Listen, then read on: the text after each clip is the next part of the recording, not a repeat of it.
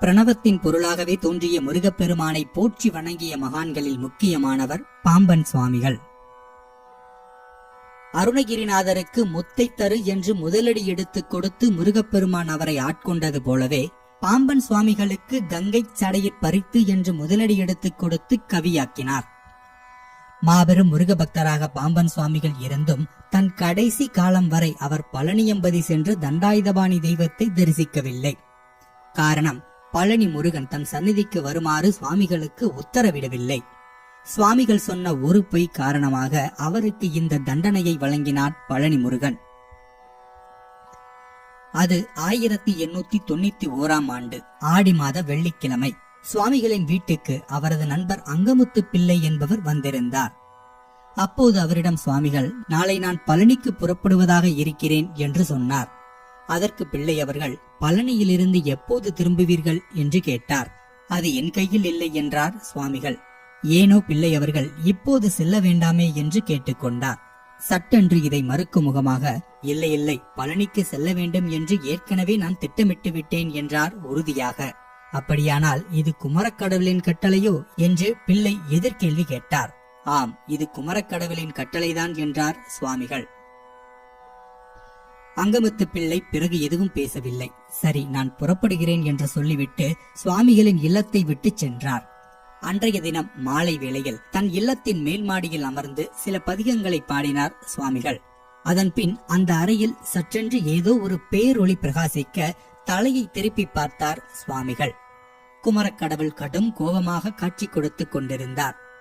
சுவாமிகளின் உள்ளமும் உடலும் நடுங்கின. பழனிக்கு நீ வருமாறு நான் கட்டளையிட்டேனா, ஏன் பொய்யுரைத்தாய் என்று கேட்டார் குமரக்கடவுள்.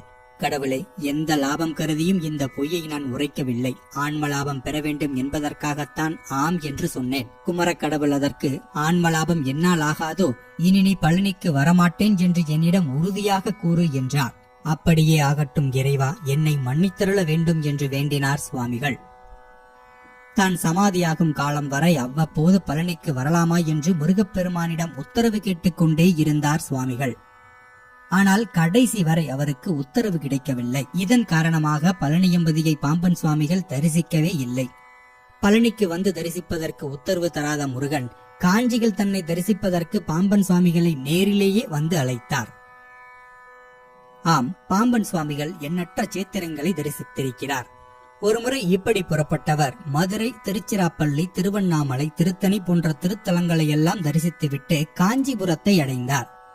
அங்கே ஆடிசன்பேட்டையில் ஒரு சத்திரத்தில் 10 நாட்கள் தங்கியிருந்து ஆலயங்களை தரிசிக்க விரும்பினார். காஞ்சியில் ஏராளமான கோட்டங்கள் உள்ளன. இதில் சிவனார் கோட்டம் என்பது ஏகாம்பரேஸ்வரர் திருக்கோவில், காமக்கோட்டம் என்பது காமாட்சியம்மன் கோவில், குமரக்கோட்டம் என்பது முருகன் கோவில். காஞ்சியில் உள்ள அனைத்து ஆலயங்களையும் தரிசித்த பாம்பன் சுவாமிகள் ஒரு கட்டத்தில் ஊருக்கு திரும்ப தீர்மானித்தார். காரணம், கை செலவுக்காக அவர் கொண்டு வந்திருந்த பணம் அனைத்தும் செலவாகி விட்டிருந்தது. எனவே தன் கைப்பையை எடுத்துக்கொண்டு ஊருக்கு புறப்படுவதற்காக வெளியே வந்தார். அப்போது இவருக்கு எதிரே 30 to 35 வரை மதிக்கத்தக்க புதியவர் ஒருவர் தோன்றினார். செந்நிற மேனியர், வெண்ணிற ஆடை, தலையில் வெண்ணிற முண்டாசு. ஊருக்கு புறப்பட்டு கொண்டிருந்த பாம்பன் சுவாமிகள் அருகே நெருங்கினார் புதியவர். தாங்கள் எந்த ஊர் என்று கேட்டார். அதற்கு சுவாமிகள் தென்னாடு என்று சொன்னார். புதியவரின் கேள்வி தொடர்ந்தது. காஞ்சிபுரத்திற்கு தாங்கள் வந்தது ஏன்? தெய்வ தரிசனம் செய்வதற்காகத்தான் வந்தேன் என்றார் சுவாமிகள். காஞ்சியில் உள்ள எல்லா திருக்கோயில்களையும் தரிசித்து விட்டீர்களா? ஆம், எனக்கு தெரிந்தவரையில் இங்குள்ள எல்லா திருக்கோயில்களையும் தரிசித்து விட்டேன். குமரக்கோட்டத்தை தரிசித்தீர்களா? புதியவரின் கேள்வி சுவாமிகளை நிமிர வைத்தது. குமரக்கோட்டமா? தரிசிக்கவில்லையே. காஞ்சியில் அது எங்கிருக்கிறது? இங்கே அருகிலேதான் இருக்கிறது. வாருங்கள், என்னை பின்தொடர்ந்து வாருங்கள் என்று சொல்லிய புதியவர் முன்னே நடக்க சுவாமிகள் பின்தொடர்ந்தார். இதோ கொடிமரம், இதுதான் குமரக்கோட்டம் என்று சுவாமிகளுக்கு சுட்டிக்காட்டிய புதியவர் ஒரு கணத்தில் பொசுக்கென்று ஆலயத்திற்குள் மறைந்து போனார். சுவாமிகள் திடுக்கிட்டார். இங்கும் அங்கும் தேடினார். அப்படி ஒரு ஆசாமி அந்த ஆலயத்திற்குள் இல்லவே இல்லை. பிறகுதான் தெளிந்தார், தனக்கு வழிகாட்டி இங்கே கூட்டி வந்தவர் குமரக்கோட்ட கடவுளே என்று. குமரக்கோட்ட பெருமானை வணங்கி போற்றி துதித்து ஊருக்கு புறப்பட்டார் சுவாமிகள். எத்தகைய ஒரு சந்தர்ப்பத்திலும் முருகப்பெருமான் பாம்பன் சுவாமிகளை கைவிடவில்லை என்பதற்கு உதாரணம் சொல்ல பல சம்பவங்கள் பாம்பன் சுவாமிகளது வாழ்க்கையில் உண்டு. அதாவது, தன் அடியவர்கள் துன்புறுவதை பார்த்திக் கொண்டிருக்க முருகனுக்கு மனம் வராது. எனவேதான் இந்த அற்புதங்கள் நடக்கிறது. அதோடு தொடர்புடைய மற்றொரு சம்பவம் இது. தான் சார்ந்திருக்கும் பகுதியில் ஒரு காட்டை குத்தகைக்கு எடுத்திருந்தார் சுவாமிகள். விளைச்சலும் பிரமாதமாக இருந்தது. சுவாமிகளிடம் பகை கொண்டிருந்த ஒருவன் சுவாமிகளுக்கு உண்டான குத்தகை காட்டில் இருந்து எவரும் அறியா வண்ணம் மரங்களை வெட்டி வண்டிகளில் ஏற்றி ராமநாதபுரத்திற்கு கடத்தி கொண்டிருந்தான். இது எறிந்த சுவாமிகளின் ஆட்கள் அந்த வண்டிகளை மறித்து மரக்கட்டைகளை மீட்டு சுவாமிகளின் இடத்துக்கே கொண்டு போய் சேர்த்தனர். இது தொடர்பாக தொடரப்பட்ட கிரிமினல் வழக்கில் கில்லாடித்தனமாக சுவாமிகளின் பெயரையும் சேர்த்து விட்டான் பகைவன்.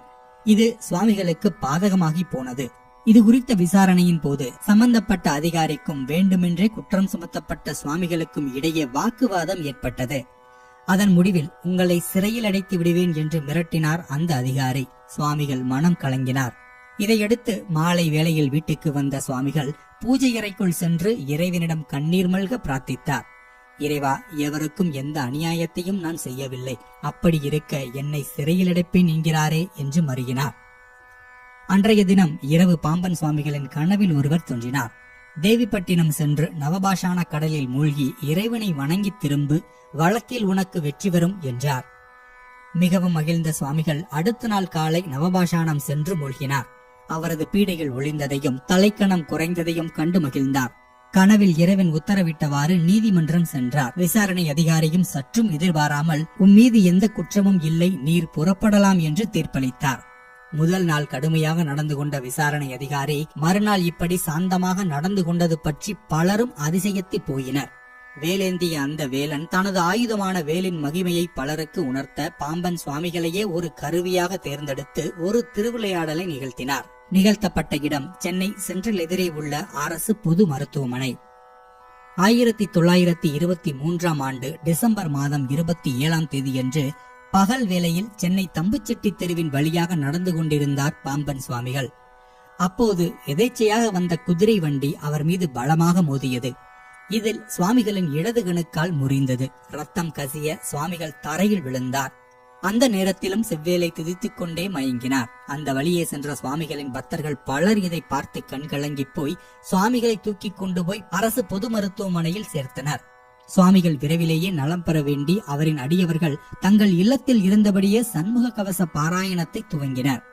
சுவாமிகளின் சீடரான சின்னசாமி சோதிடரும் தன் இல்லத்தில் பாராயணத்தை ஆரம்பித்தார். ஒரு நாள் பாராயணத்தின் போது சுவாமிகளின் முறிந்த காலின் பகுதியை இரு வேல்கள் தாங்கி நின்று இணைப்பது போன்ற ஒரு அரிய காட்சியை தன் மனக்கண் முன் கண்டார் சின்னசாமி சோதிடர். இது ஏதோ ஒரு நல்ல அறிகுறிக்கான முன்னோட்டம்தான் என்று அவர் மனமகிழ்ந்தார். இத்தகைய அருட்காட்சி அவரது தினசரி பாராயணத்தின் போது தொடர்ந்தது. ஆனால் மருத்துவமனையில் டாக்டர்களின் கருத்து வேறு விதமாக இருந்தது. உணவில் மிகுந்த பத்தியத்தை தாங்கள் மேற்கொண்ட காரணத்தால் முறிந்த எலும்புகள் கூடுவதற்கான வாய்ப்பு இனி இல்லவே இல்லை என்று தீர்மானமாக சொல்லிவிட்டனர். இந்த செய்தியை கேள்விப்பட்ட சுவாமிகளின் அடியவர்கள் ஏகத்துக்கும் கவலைப்பட துவங்கினர். மருத்துவர்களின் தீர்ப்பு மால்முருகனின் தீர்ப்பாகுமா? முருகனின் திருவிளையாடல் பின்னால் தான் ஆரம்பித்தது. பாம்பன் சுவாமிகள் மருத்துவமனையில் அனுமதிக்கப்பட்ட 11ஆம் நாள் இரவு அந்த அற்புத காட்சி நடந்தது. சுவாமிகள் படுத்திருந்த அறையிலேயே இரு மயில்கள் தோன்றி தம் நீண்ட தோகைகளை பிரம்மாண்டமாக விரித்து ஆனந்த நடனமாடின. அதில் ஒரு மயில் பெரியது, மற்றொன்று சிறியது. இரு மயில்களின் அற்புத ஆட்டத்தை கண்ட சுவாமிகள் மெய் சிலிர்த்தார். இந்த மயூர வாகன சேவையை கண்டு மனம் குளிர்ந்து இறைவனை வணங்கினார். இதுவே பின்னாளில் மயூர வாகன சேவை என்று மாபெரும் விழாவாக இன்றும் நடக்கிறது. மயில்களின் நடமாட்டம் அறவே இல்லாத மருத்துவமனை பகுதியில் நடந்த இந்த செயலை முருகனின் அற்புதம்தான் என்று கூற வேண்டும். அடுத்த நாளில் இன்னும் ஒரு வித்தை நிகழ்ந்தது. தான் படுத்திருந்த இடத்தின் அருகே செவ்விதழ் கொண்ட ஒரு சிறு மழலை ஒன்று படுத்திருப்பதை கண்டார் சுவாமிகள். இறை அம்சம் ததும்பிய அந்த மழலையை பார்த்த மறுகணமே முருகா என்று மனமுருகி தரிசித்தார். ஒரு சில வினாடிகளுக்கு பின் அந்த குழந்தையின் திருவடிவம் மறைந்து போனது. எத்தகைய துயர் வந்தாலும் நான் உன்னுடன் தான் இருக்கிறேன் என்பதை சுவாமிகளுக்கு உணர்த்துவதற்காகத்தான் இந்த இரு நிகழ்வுகளும் நிகழ்ந்தன. இன்னும் ஒரு சில தினங்களுக்குள் உன் உபாதை நீங்கும், அதுவரை மருத்துவமனையை விட்டு செல்ல வேண்டாம் என்ற அசீரி வாக்காக சுவாமிகள் சிந்தையில் அப்போது ஒலித்தது. ஆம், மயில் உருக்கொண்டும் குழந்தை வடிவம் கொண்டும் அசீரி வாக்கில் ஆசி புரிந்தது அந்த முருகப்பெருமானின் அருளேதான். அடுத்த நாளே எந்த விதமான மருத்துவ சிகிச்சையும் இல்லாமல் சுவாமிகளின் முறிந்த இடது கணுக்கால் எலும்புகள் ஒன்று கூடின. இறைவனது அருளாசி குறித்து மருத்துவர்கள் உட்பட அங்கு கூடியிருந்த அனைவரும் பிரமித்து போனார்கள். எங்களையும் மீறி நடந்த செயல் இது என்று மருத்துவர்கள் வியப்புடன் கருத்து தெரிவித்தனர். தன் இணையடியில் பாம்பன் சுவாமிகளை இணைத்துக் கொள்வதற்கு முருகப்பெருமான் தேர்ந்தெடுத்த தினம் 30/5/1929 ஆண்டு. சுவாமிகளும் இதை அறிவார். சுக்குல ஆண்டு வைகாசி மாதம் அமரபட்சத்து சஷ்டியும் அவிட்டமும் கூடிய நன்னாளில் குருவாரமான வியாழக்கிழமை அன்று காலை சுமார் 7:15 மணிக்கு சுவாசத்தை நிறுத்திக் கொண்டார் பாம்பன் சுவாமிகள். தன் சம்பாத்தியத்தில் சுவாமிகள் திருவான்மையூரில் வாங்கிய இடத்தில் சிவபூஜை, வேத பாராயணம் எல்லாம் ஒழிக்க அவரது திருவுடலை அடக்கம் செய்தனர். பாம்பன் சுவாமிகளின் சமாதி கோயில் திருவான்மையூரில் கலாட்சேத்திர பள்ளி வளாகத்தை ஒட்டி கிழக்கு நோக்கி அமைந்துள்ளது. சுவாமிகளின் குரு பூஜை, மயூர வாகன சேவை போன்ற விசேஷ நாட்களில் குடும்பத்தோடு பக்தர்கள் வந்து தரிசித்து அருளை பெற்று ஆனந்தத்தோடு செல்கின்றனர். மீண்டும் அடுத்த வீடியோவில் சந்திக்கலாம். நன்றி.